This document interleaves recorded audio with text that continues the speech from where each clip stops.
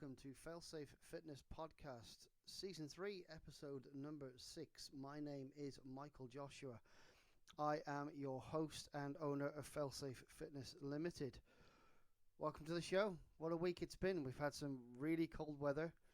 It's been absolutely hammering down a rain. It's definitely winter now in the UK, and Christmas is just round the corner. All the Black Friday deals have gone. Cyber Monday deals and December deals are already here. It's going to be an interesting Christmas for me, mainly because I've not been training. We'll get into that shortly. So if you've never listened to the show before, as I said, this is the Failsafe Fitness Podcast. We concentrate on nutrition information and news, and a little bit of advice. We look at fitness and how you can improve your training, and we also look at golf performance. So that's where I pivoted in 2023 and will continue on in 2024.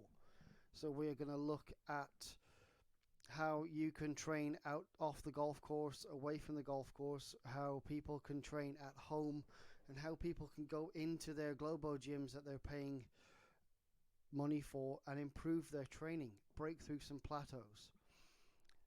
If you do like the show, or you find something that's quite interesting, there are a fair few episodes now. I've been doing this all through 2023. Obviously, this is the third season. Please like, subscribe, and share. Tell your friends, tell your family, tell everybody at the gym about it. Some of this stuff you may find very basic, but I think sometimes a lot of newbies to the fitness industry and the fitness world and have so much thrown at them. I like to start with one thing or two things, that's it, done, and then we build from there. You have to build a knowledge base as well as build yourself. So if you don't have the knowledge, you can't make the informed decisions on how you're going to train, what you're going to eat, and how you're going to improve your golf game. So, format of the show, as always, is I'm going to talk a little bit about what's been going on in my life over the last week or so. We'll get into the blog post for this week as well. We are continuing nutrition in terms of vitamins and what they do and how you can get them. So we're going to finish off the B series of vitamins. We did vitamin A the first week. We did vitamins B, 1, 2, and 3 last week. We're going to do B6, B7, B9, and P12 this week. How you can get them, what they do, and what their function is within your body. We're also going to get into the fitness side of things. With Christmas around the corner, people are thinking, well, I can't fit into the dress I wore at the Christmas party last year. I need to go and buy a new one. I need to start again. Christmas is just around the corner. I'm only going to get bigger. I'll start my training in January. Well, I'm here to tell you about something in the fitness industry that everybody should do in January. Whether you're a seasoned vet or whether you're just walking into a gym for the very first time, we're going to talk basic workout or basic workouts. Some things that you can do to just get yourself on that first rung of the ladder, get yourself exercising, and get yourself burning some calories. And of course, we're going to discuss some golf stuff as well. So this time around, it's going to be decision making. Now, I don't talk too much about the mental side of golf, but sometimes, we're out on the golf course and you're having a good round or you're having a bad round, whatever, and the mood and mindset that you take into and the decisions that you make on course and away from the course, or even before you get to a golf course, can change the way you play. So we're going to get into that later in the show. Anywho, let's crack into it, shall we? So, first item of news. If you've seen the Instagram go up earlier today, which is obviously Monday the 4th of December, you will have seen I've put a little reel up describing the packages that are now on offer. Now, I normally do, it's £20 an hour to do a session with me.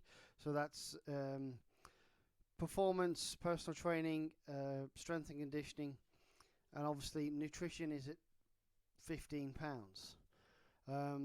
Nutrition is down to £10. Golf performance is down to £10, and personal training is also down to £10, but only if you book between now and the 25th of December. So midnight Christmas Eve, that deal will disappear. Excuse me, moi. It's been a rough week in terms of my health. I've had a couple of injuries that I've tried to ignore, and then they've not gone away. So I've not trained this week again. I've been struggling quite a bit in terms of injury, but it is what it is. But getting back into the packages, you will see on the website there is a package on there for £250. That £250 package will give you 2 sessions a week, whether that be golf performance, personal training, food and nutrition. We will be doing some goal setting, fitness testing. We'll be logging all of that data, some food diary analysis, and that's 2 times a week for 12 weeks, valued individually at over £500. We are half pricing that until the 24th of December. So if you know anyone in the Starbridge, Dudley, Himley area in the West Midlands in that DY8 post bracket, then give us a call. Some of this is available online as well, so if you do want some online training and you need a plan, then this package will be good for you if you want to do 2 sessions a week. £250. Get in contact, we will sort you out for that. And then we have the premium package, which is the 3 training sessions a week across 12 weeks. Includes all of the previous goal setting, fitness testing and logging, food diary analysis, and we'll have some nutrition and weight management advice in there as well. The full menu of things available from me will be in that package. Again, valued over £750, just £400. This deal is only available for the next 3 weeks, starting from today. So get in touch. And getting back into my issues this week, I've had a dodgy hip. It's been really struggling. It was about 16 kilometers on Thursday in terms of work. So people who listen to the show know that I'm not only just a personal trainer, nutrition and weight management specialist, along with a golf performance coach. I also am a greenkeeper. So at the golf club where I teach my golf, I also help out with the greens. Managed to mow quite a few tees that day, and then walking home, it's quite an uphill sort of struggle. For about a mile, it's a very steady incline, 5 to 8 degrees, and then when I hit the flat, my hip clicked. And I've been really struggling with my hip since, so I haven't really done much. I'm feeling much better. I'm going in the gym.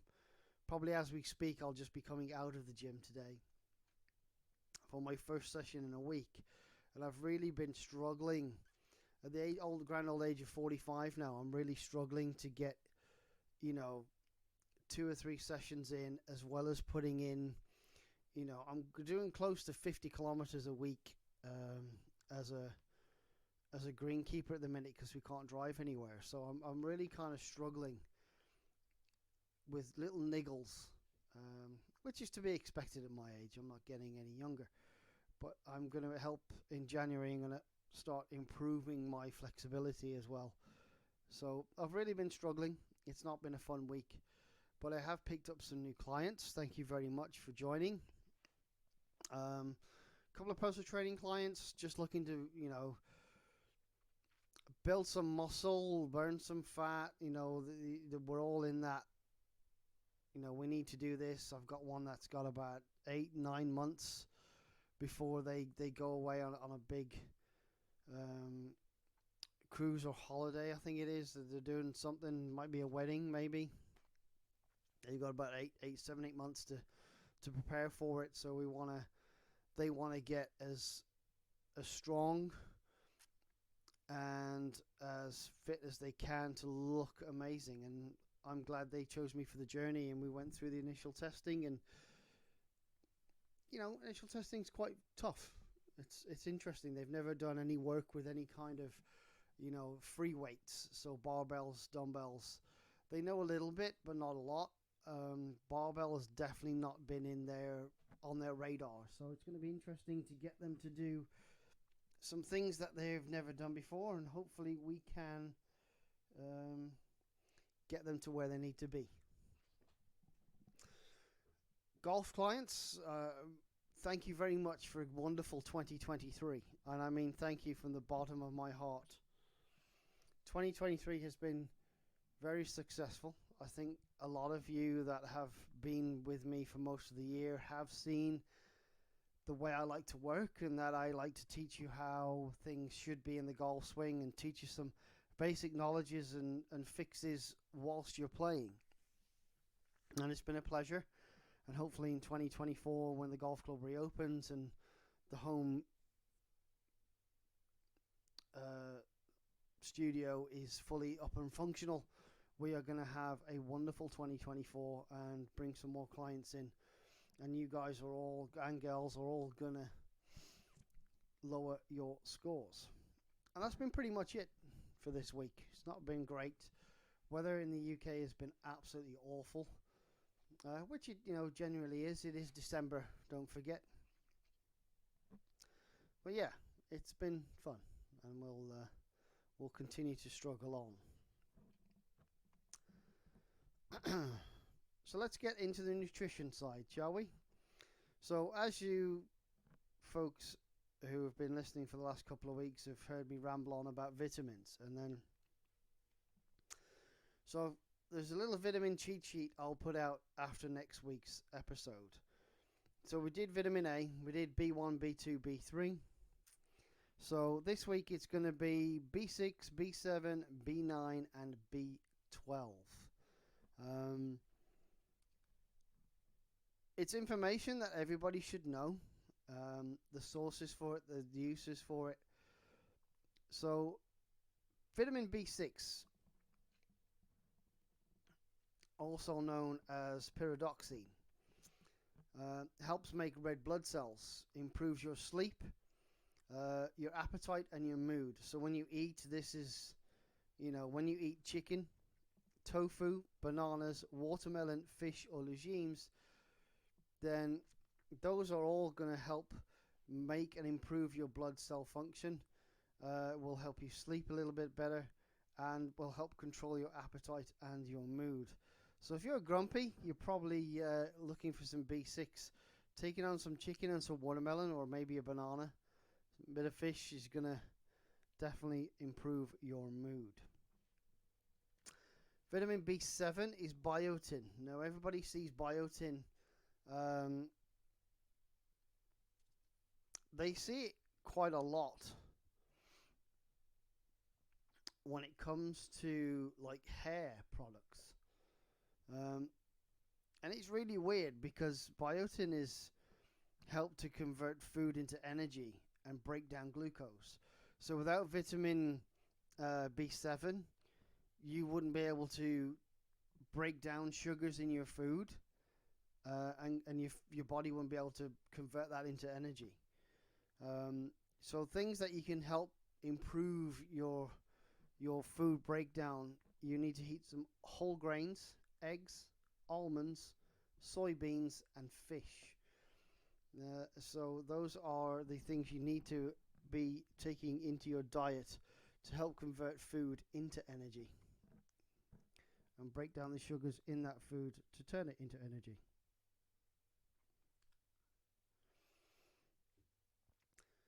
Now, vitamin B9. B9 is another one. And B9 is one that, especially for those ladies that are pregnant out there, is folate.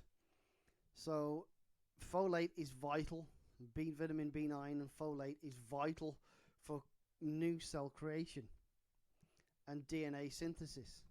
So you can imagine, vitamin B9 is very important in creating new human beings. And again, legumes, spinach, leafy greens, chickpeas, tomatoes, and asparagus. So it's a lot of vegetables. Folate is very, he's created a lot of folate in those leafy green vegetables. Chickpeas as well. So, if you're pregnant or you're trying to, then this is a great vitamin to be getting into your system. And it's a great vitamin for everybody to have plenty of. And it's something that it's really interesting that people who eat a very varied diet and a very colorful diet never tend to have a problem with. It's the ones that, I have a pizza on a Monday, I have a curry on a Tuesday, I have a KFC on a Wednesday, a McDonald's on a Thursday. Those people who don't eat, fruits and veggies very often, they're the ones that really struggle to take in these vitamins. And the final B vitamin that you should be getting into your system is B12. Now, everybody's seen I think vitamin B6 and B12, they're the ones that you see on every can of Rockstar, Red Bull, whatever it may be, energy drink, muscle mousse, whatever it may be. You see vitamin B12 breaks down fatty acid and amino acids and helps make red blood cells. So basically, what B12 is doing is helping amino acids be delivered via red blood cells to the system. So breaking down fatty acid, vitamin B12 is a very, very good thing to have, and it just helps facilitate the other vitamins that are in and the amino acids that are in these drinks to give you energy, right? So again, there's a lot of dairy, beef, pork, poultry, fish, and eggs. So a lot of very meat products contain vitamin B12, and the only way you get B12 really as a vegan or vegetarian is through milk for the dairy or through supplementation. And that is the end of the B vitamins for your nutrition part of the show. Next week, we will finish off the vitamins C, D, E, and K.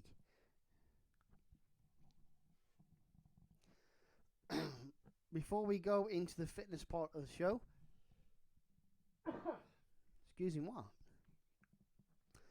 We will talk about the blog post for this week. Blog post for this week, there are, I think it's 8 or 9 tips for beginners in weightlifting. So again, we're going to talk about basic workouts in a minute, but the blog post is going to guide you in the direction of what you need to do or what you need to start to do when you start going into weightlifting. So, weightlifting for beginners, if you're new to the weight room, the whole concept of picking up and putting down, dumbbells, kettlebells, barbells is pretty advanced level of fitness. How do you learn to use a squat rack? What weight should I be picking up? How am I going to test this? Is it too light? Is it too heavy? Am I doing the right amount of reps? It can be intimidating, especially if your point of reference comes from watching something like, the Olympic lifting or strongman, where they're picking these massive barbells up loaded with plates. But it's important to remember that weightlifting can be beneficial to many, and seeing complicated exercises on Instagram and Facebook and, TikTok.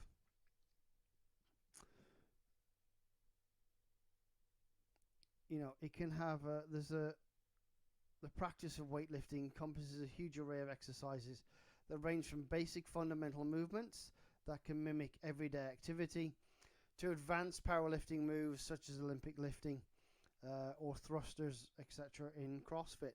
So go take a look at the blog. I'm going through, I think, there's 9 different things there. It's something I took from another website that I know. So I took my inspiration from the Journal of Sports Medicine. Um,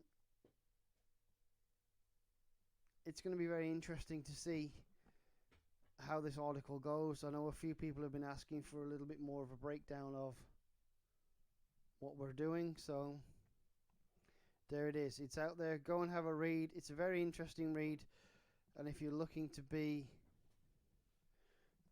a gym rat and weightlifter in 2024, then doing that is going to be beneficial by reading this article. And talking of fitness then, so basic workouts. I think a lot of things get, when you look at some people on YouTube and you look at people on TikTok and Instagram, they're doing very complicated, complex exercises, such as a kettlebell thruster. They're doing flow kettlebells. They're doing Olympic lifting, clean and jerks. They're using all kinds of strange equipment that you can't buy for home. And when you walk into a gym, it looks like some kind of torture chamber for the insane. So what I'm here to tell you is if you're putting a program together, there are some basic things that you need to put in that program. And for people like a client or two that have come over the last week or so, who've never touched a barbell, they've never really used kettlebells apart from in a small setting in a group class. So getting them to understand that what you do in a group class and what we do here is very different. And, group classes, you're picking a kettlebell and you might find the exercise is too easy or too hard. But what I'm going to say is this. Your basic workout needs to contain some kind of deadlift, some kind of bench press or floor press, some kind of squat, some kind of pressing movement overhead, and some kind of row. We all hear the old adage, deadlift, bench, squat. Yeah. Because when you're deadlifting, you're picking heavy things up. You're picking something up, which is an everyday movement. You push yourself up off a chair. You pick stuff off the floor all the time. You pick your kids up, your dog, your cat. Whatever it may be, you pick stuff off the floor all the time. Bench. You can do that from the floor with dumbbells. You can do it from the floor with a kettlebell. You can do it on a bench in a gym. I think most people understand that pressing away is going to help build muscle. Squatting, whether you do that you squat down to sit on a chair. So it's just that motion, you just add something to it, whether that be a kettlebell, barbell, dumbbell. Simple. Whether you front load it, you back load it, you overhead it, the complexity can get more difficult, but some kind of squat in your program is going to help build core strength and leg strength. A press of some sort, so whether that again be dumbbells, be kettlebells, be a barbell. Pressing that overhead, pushing that weight overhead is going to help build again core strength, shoulder strength, and stability. Some kind of row. Now, whether that be a barbell bent over row, a cable row, a kettlebell row, a dumbbell row. Some kind of row to help stabilize the back and the core. And the final thing is, for me, in terms of basic workout function, 15 minutes of high intensity interval training. And when I say 15 minutes, that can either be, you can take a kettlebell and do some kind of flow workout, whether you do 10 swings, so 10 Russian swings, 10 deadlift high pulls, and then 10 snatches, and you just do, whether you do 10 down to 1 or 1 to 10, or you just do that as an EMOM. So you do 10 kettlebell swings 1 minute, you do 10 deadlift high pulls, and then 10 like goblet squats, whatever. So you just repeat that for 3 or 4 rounds just to build some cardiovascular energy. Or you can do the high intensity interval bit. We can look at doing a minute on in terms of running and a minute off in terms of walking, a minute on in terms of rowing, and a minute off in terms of just not rowing. And the same with the bike. You can go full out for a minute, and then you can steady pedal for 30 seconds. And you can do that, 15 minutes of that is going to help build cardiovascular ability. And doing the prior workout of a deadlift, bench, squat, press, and a row in your workout, you're working your entire body. And that's, the most basic workout you can do. And as long as you do one of those exercises and some kind of cardiovascular 2-3 times a week, you are going to see the benefit from it. And you'll figure out if it's too easy or too hard. You can change your weight. If you're not feeling it that day, drop the weight. If you're really feeling quite strong that day, up the weight. But make a note of it. Have a diary, use a notes app on your mobile, whatever. I like people to take a little notepad into the gym with them, with their workout on, what they're going to do, and tick them off. Set 1, set 2, set 3, set 4, however many sets you're going to do, how many reps you did for each set, and the weight that you did them at.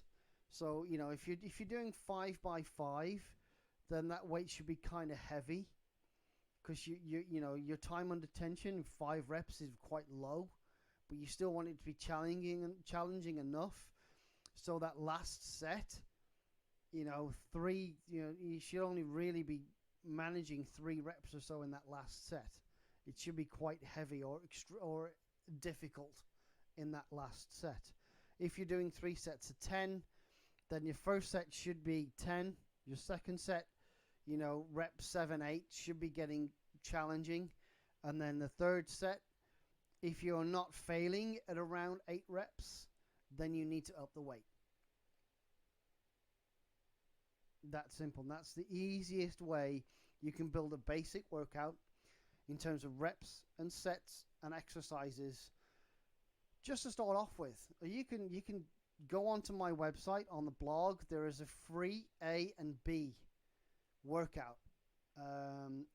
You'd have to scroll back a little while. I'll try and find it and repost it later in the week.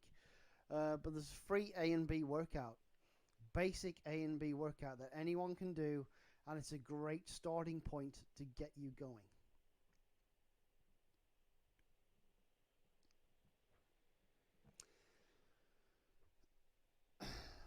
So let's get into the golf portion then. And the golf side of this show, I don't talk about this very often in terms of decision making, but a lot of people who start to play golf, or a lot of people who've been playing golf for many years, still think of golf as tee to green. So what I mean by that is they're hitting driver off the tee. They're hitting 5, 6, 7, 8 iron into greens, and then they're thinking about golf that way.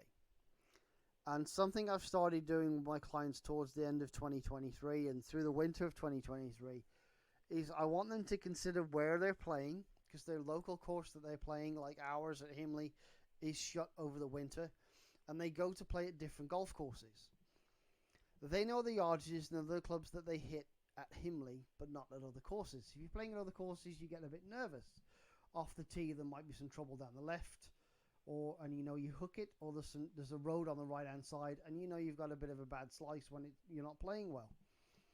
So this is why tee to green isn't necessarily the best way to go.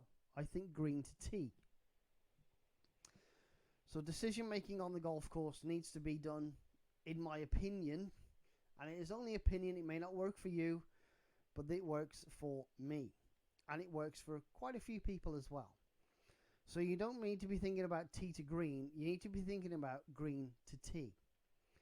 So if you, like me, and you use a shot scope or you use some kind of tracking device app, Arcos, whatever it may be, you can go into that data and you can go, okay, so I don't hit every green with a pitching wedge, but with a 9-iron, I'm pretty like 90%. 90% of the time I'm hitting the green with a 9-iron. But my pitching wedge is down at like 78%. I'm like, okay. So I know I hit greens with full shots with a 9-iron better than I do a pitching wedge. So then when you're going through, you're looking at that and you take that average distance of your 9-iron. Say it might be 130 yards, 125, 130 yards with a 9-iron. I'm hitting greens from somewhere between 100 and 125 yards with a 9-iron. But a pitching wedge 90 to 115 yards, I'm either pulling it or leaving it short. So when you're looking at a new golf course, you can go onto some apps like Swing You, and you can look at 130 yards and then look at where your tee shot would be. So you've got your average distances off the tee. I know my average distance this year has been about 245 off the tee. So, and my 3-wood's been about 230. So you can go from the tee and find 245 and 230 and look at either how narrow or if there's anything in the way of those shots in terms of a greenside bunker, a lake, whatever it may be. And you go through those holes, and you do this for your home course as well. So you can pick that, and it might be like a 525 yard or 545 par 5. So if I hit 245 on average, I've still got 300 yards in. But I know from about 110 to 130 yards, I'm hitting the green. So my second shot needs to go about 170. And if I can hit that shot 170, I know I've got a 9-iron. The chances of me hitting the green are about 85, 90%. And it's that simple. That's all you need to do. If you go away and think about your golf that way, you are going to be odds on. Do that for every hole at your home course and every hole that you play over the winter. And trust me, you will improve because you'll know what clubs you need to hit. And that's pretty much for this week. Have a great week. If you do like it, subscribe, share, tell your friends, tell your family, tell your fellow golfers and fitness freaks. And nutrition information is always available on the website. The blog is available 24/7 online as well on the website. Enjoy your week. Come and join us for a package and come and join us in 2024 to improve your golf, your fitness, your health and your nutrition. Thanks for listening. I've been Michael. Have a great week. Bye-bye.